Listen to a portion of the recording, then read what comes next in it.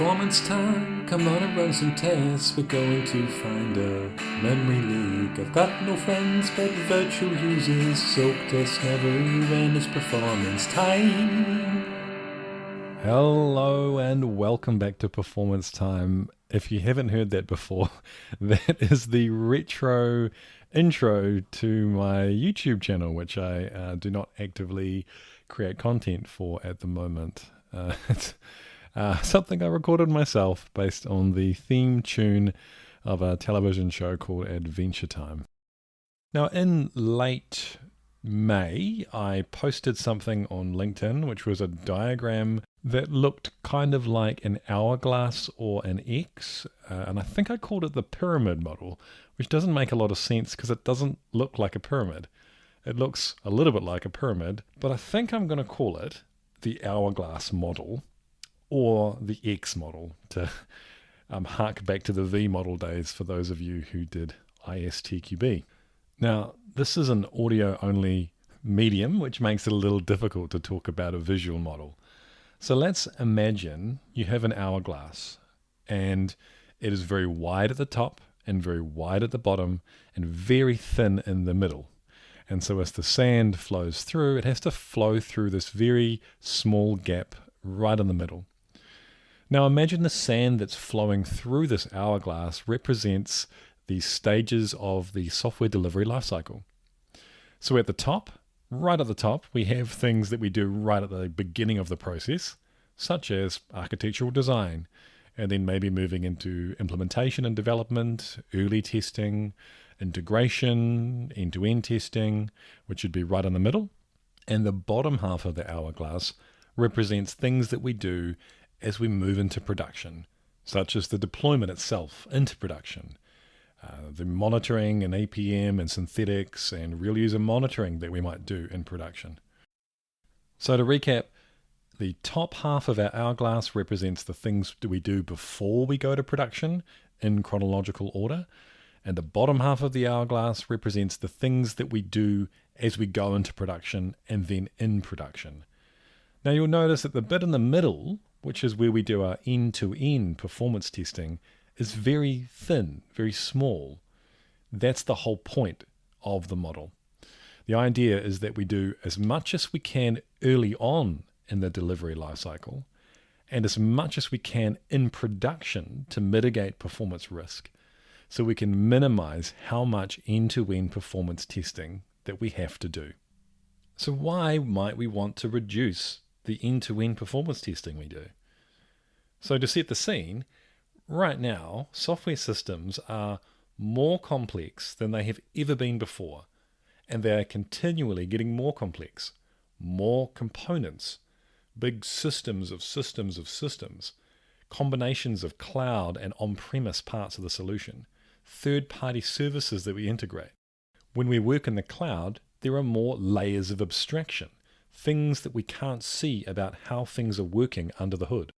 Even containerization layers or microservices adds additional layers of abstraction, which makes the whole thing more complex to test and monitor and understand. So performance engineering has to change to manage this new level of complexity. In the olden days, 10 or 15 years ago, we might have predominantly done big bang, end-to-end, fully integrated performance testing. We used to use predominantly this one approach to try and find all performance issues, to catch all performance risk, and usually quite far along in the delivery lifecycle, just before a major release. Now, as I discussed in episode 12, to stub or not to stub, end-to-end performance testing is extraordinarily complex and costly to do, not just to build, but to also maintain test assets built this way. The problem is the more complex the solution, the more costly and complex our end-to-end performance testing becomes.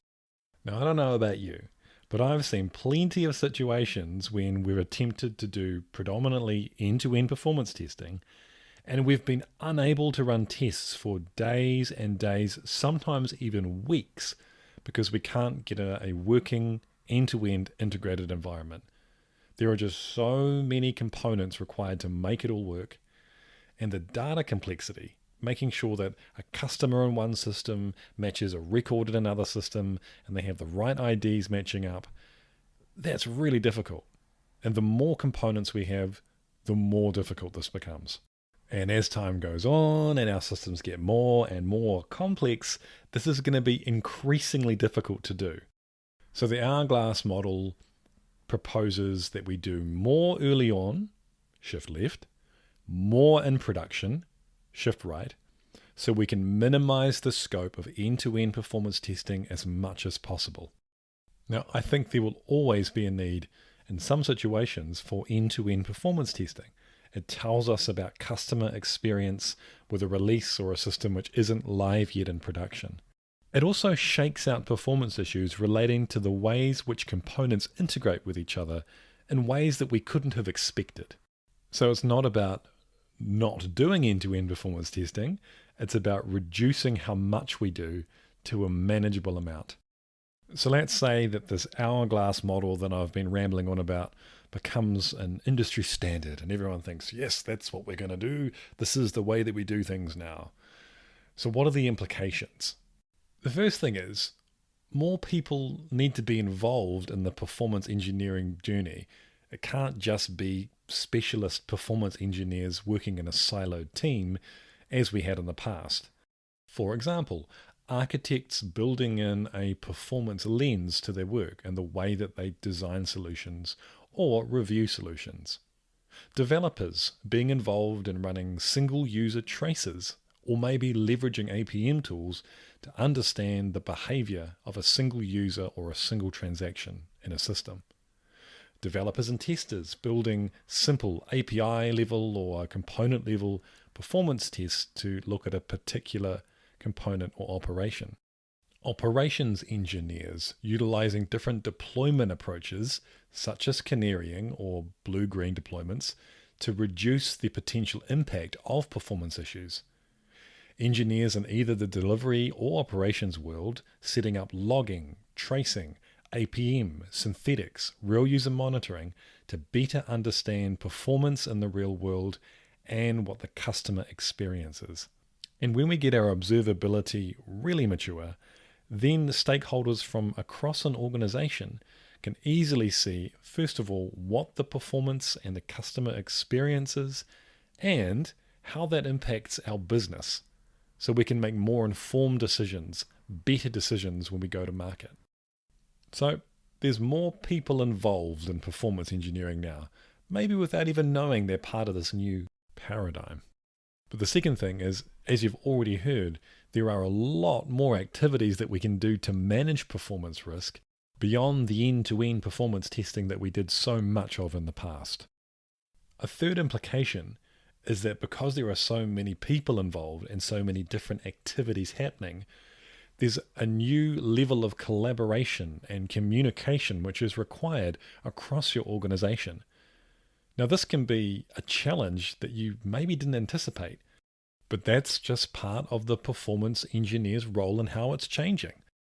It's becoming less about what we do and more about what we enable other people to do. Now, the last implication I wanted to talk about is that with so many people involved and so many different activities and so much more communication happening around performance, performance can become a bit of a buzz topic around your organization. It can gain a higher profile with executives and business stakeholders and program and project stakeholders. For the most part, this is fantastic. We're finally getting a feedback loop back into our delivery based on how things are performing, either in production or in test. But with such an intense spotlight on performance and what's happening, you might find that there are new layers of politics that you need to negotiate which you didn't need to before. And you might need to be a lot more careful about what you say and how you report it, and really make sure that you're speaking the right language to the right stakeholders. Everything I've talked about today with this Hourglass model depends on cultural change in your organization. If people are not interested in doing their bit for performance, and no one's making them do it, then it's not going to happen. Performance engineers need to become influencers. No, not those people in social media who get paid millions of dollars to look pretty and promote products. That's not what I'm talking about. I'm saying that as performance engineers, we need to influence other people in our organization to be interested in performance, to understand why it's valuable to our organization. So communication is just so important. Know how to speak to each stakeholder in a way that they understand and can relate to and have a connection with. If you haven't already checked out episodes 7 and 8, they focus completely on communication and how important it is for the performance engineer. So definitely check those out. That's all from this episode of Performance Time. Thank you once again for tuning in. And as always, this is Performance Time.